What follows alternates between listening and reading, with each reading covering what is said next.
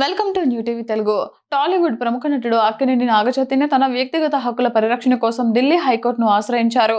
నటి సమంత రూత్ ప్రభుతో తన గత బంధాన్ని ఉద్దేశించి కొన్ని వెబ్సైట్లు, యూట్యూబ్ ఛానళ్లు చేస్తున్న అసత్య ప్రచారానికి అడ్డుకట్ట వేయాలని కోరుతూ ఆయన పిటిషన్ దాఖలు చేశారు.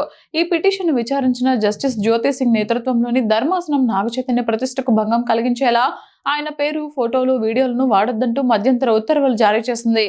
పలు వెబ్సైట్లకు నోటీసులు కూడా జారీ చేసింది. నాగచైతన్య తరపున సీనియర్ న్యాయవాది వైభవ్ గగ్గర్ వాదనలు వినిపించారు. కొన్ని ఆన్లైన్ మాధ్యమాలు సమంతను చైతన్య మోసం చేశారని, ఆమె కెరీర్ను నాశనం చేశారని నిరాధారమైన కథనాలు ప్రచురిస్తున్నాయి. ఇది కేవలం విమర్శ కాదు, ఖచ్చితంగా వ్యక్తిగత వేధింపులో ట్రోలింగ్ కిందకే వస్తుంది అని కోర్టు దృష్టికి తీసుకువెళ్లారు. ఈ వాదనలతో ఏకీభవించిన న్యాయస్థానం నటుడి ప్రతిష్టను కించపరిచేలా ఉన్న కంటెంట్పై చర్యలు తీసుకోవాలని ఆదేశించింది.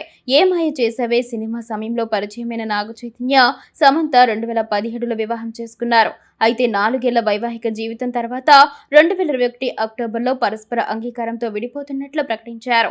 ఆ తర్వాత ఇద్దరూ తమ జీవితాల్లో ముందుకు సాగారు. నాగచైతన్య 2024 డిసెంబర్లో నటి శోభితా ధూళిపాలలో, సమంత 2025 డిసెంబర్లో దర్శకుడు రాజ్ నిడుమరులో వివాహం చేసుకున్నారు. ఇలా ఇద్దరూ కొత్త జీవితాన్ని ప్రారంభించి స్థిరపడినప్పటికీ కొందరు పాత విషయాల్ని పదే పదే ప్రస్తావిస్తూ ఆన్లైన్లో వ్యక్తిగత దూషణలకు పాల్పడుతూ ఉండడంపై నాగచైతన్య న్యాయస్థానాన్ని ఆశ్రయించారు.